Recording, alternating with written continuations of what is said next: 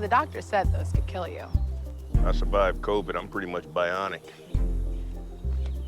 Look, I know we've taken some big hits lately, but I have an idea. You warming the plate? You know I'm a sucker for my baby girl. Isn't that obvious? Hello, hi everybody. Jamal Finkley, Black Tree TV. I just want to start off with cheese. You had to. Had to. First, I gotta ask all of you guys, what's your favorite brand of wine? Since this is about wine, like Isiah, starting with you, like what's your wine of choice, if you have one? I would say I have two. I would go with I love Italian wine, and so I would go with a Brunello from Montalcino, or I would go with a Barolo. Okay. For me, for Janine, I won't say the brand, but I love a Pinot Grigio or a Chardonnay. I'm definitely a white wine girl. I'm like you, Janine. For me, Heather, I am Malbec. I love Malbecs, and I do love Sauvignon Blanc. So, Okay. Great choices. Honey, relax. Look at the sun. Look at the beautiful sky. Can't you take a moment and cherish this? It's magnificent. It is nice. That sunset could be the label for a new Pinot Grigio. See? It's that mind of yours that's going to take us places. Isiah, I really wanted to start with you because it's been a interesting year, a little bit over a year where we lost Chadwick Boseman, we lost Michael K. Williams, and you had a chance to act with both of those guys in The Wire and the Five Bloods. And I wanted to know, like, could you just give us a little bit of like personal insight on how it was being a colleague to those people on screen and those programs that you worked on them with? Those are two of the nicest guys you'd ever want to meet, really.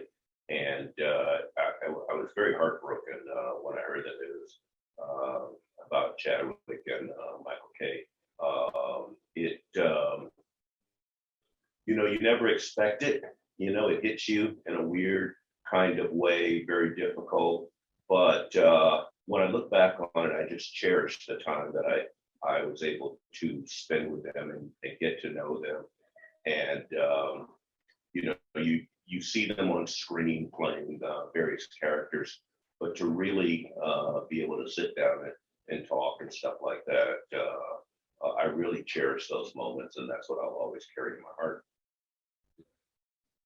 Janine, I know you worked on so many projects before, but I know, like, going back to the era where it was the Jamie Foxx show, it just seemed like we had like a couple of those shows, a couple of those stories on TV. And right now, with all the platforms and definitely with COVID hit, it seems like the golden age for creators to tell all these different stories like the Kings of Napa. How does it feel to be in this era where we have these platforms that are willing and interested in telling these different variations of stories in our culture? I think it's a great time. We fought for this moment. We have tried hard to get to a point where we could tell Black stories, where we could be the focus of them.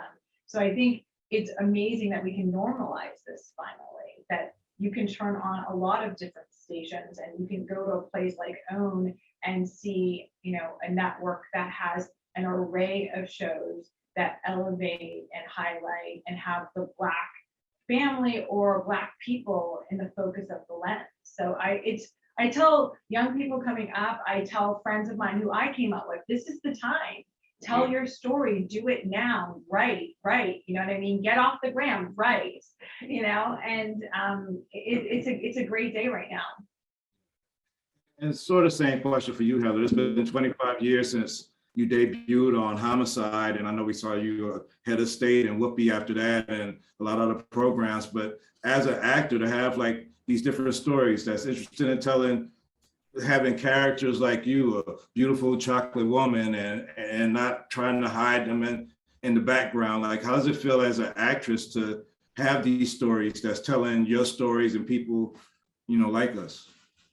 I mean, it's a blessing. It's a blessing to be able to be in a room with creatives that look like me, who understand the story, who want to tell different kinds of stories. It is such a wonderful opportunity to be with a group of people, with my fellow actors who are excited to tell something different. So, you know, we're this family. We're here in an age, as you were saying, where we get to tell more than one thing and be more than one thing and identify however we identify, and it's embraced. And so it's fantastic. Like, where did this story, where was it birthed from? Like, to have a story about a Black winery, a Black vineyard, like, how did that come into play? Can you tell us a little about that? Yeah, almost 10 years ago, I went with some friends to a vineyard called Bridgette in San Ynez. And my mom, on the way there, I called my mother and she said, "Oh, that's a Black-owned vineyard." I was like, "No, I don't think it's near Santa Barbara. I don't think it's Black-owned." She's like, "It's Black-owned. My friend's cousin owns it." And I said, "Really?" And so when I went there and I was sitting on a blanket, drinking wine, eating, cheese and crackers and having an amazing lunch, I looked around and I thought this would be a great backdrop for a vineyard show. And it had been a while, it kept staying with me. I worked on the script. It had been a while since Brothers and Sisters, or of course, since way, way back in the day, that Aaron Spelling show, Falcon Crest. It had been a long time. So I worked on the script. Eventually, Oprah and Own got the script. They read it, they gave notes on it, and we, workshopped it, and we tried to get it into shape. And eventually, here we were casting it. I got the green light, and I drank some wine when I got the green light. And then I started casting it and making these characters come to life. And I got a writer's room, and other creative minds came together, and we started arcing out where were these characters going to go in series. I'm not gonna lie, like, I really love this show. Like, I try not to say that in the middle of interviews, because sometimes I'm interviewing shows I don't like, but I really like the show. I enjoy the show. But I gotta ask you, like, we're coming up on 20-year anniversary of The Wire, and I want to know, has that been the best show ever on TV? In your opinion, that The Wire, does it stand? Is that where it needs to be placed?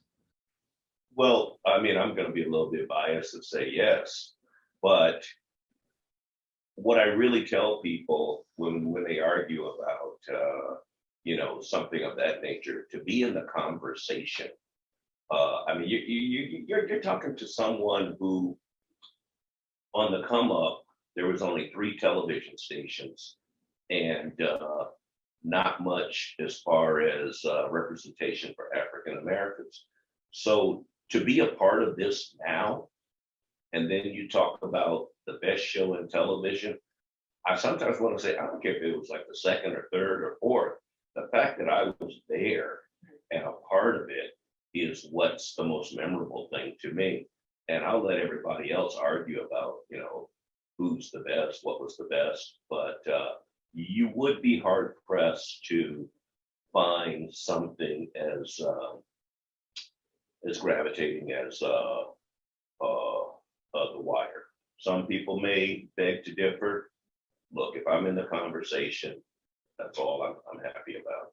Kings of Napa. Once Kings of Napa 3 years,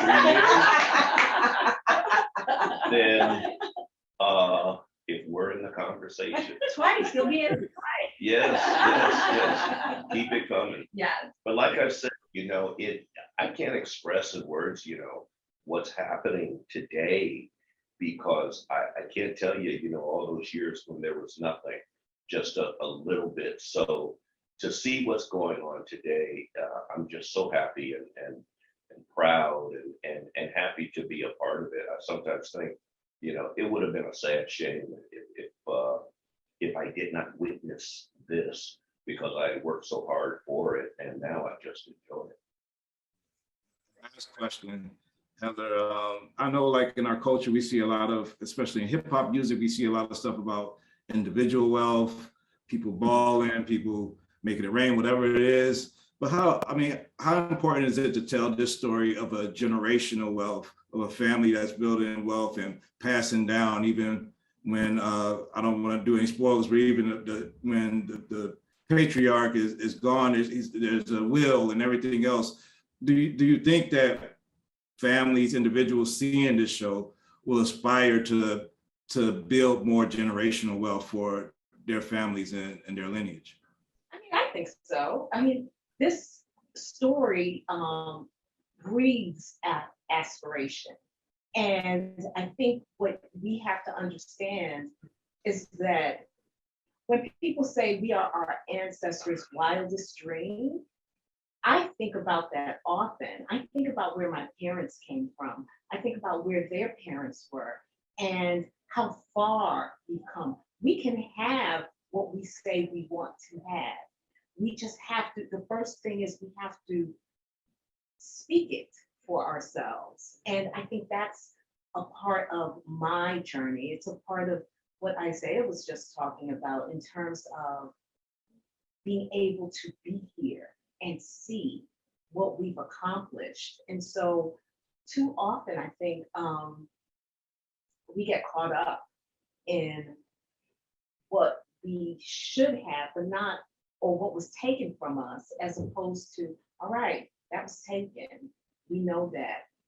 How am I going to get it? And I think the story you'll see throughout the series how we have risen, generationally, and how, yes, you can have that. You can have what you say you want, but all of it, each and every character, you will see has had to work in some way to get what they want. Thank you guys for your time. Cheers to you guys and your premiere, and happy holidays. And I wish the best for you.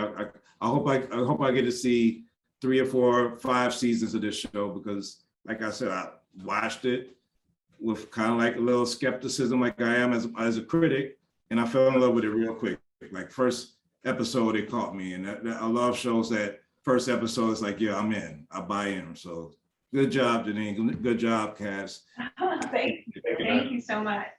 All right, thank you.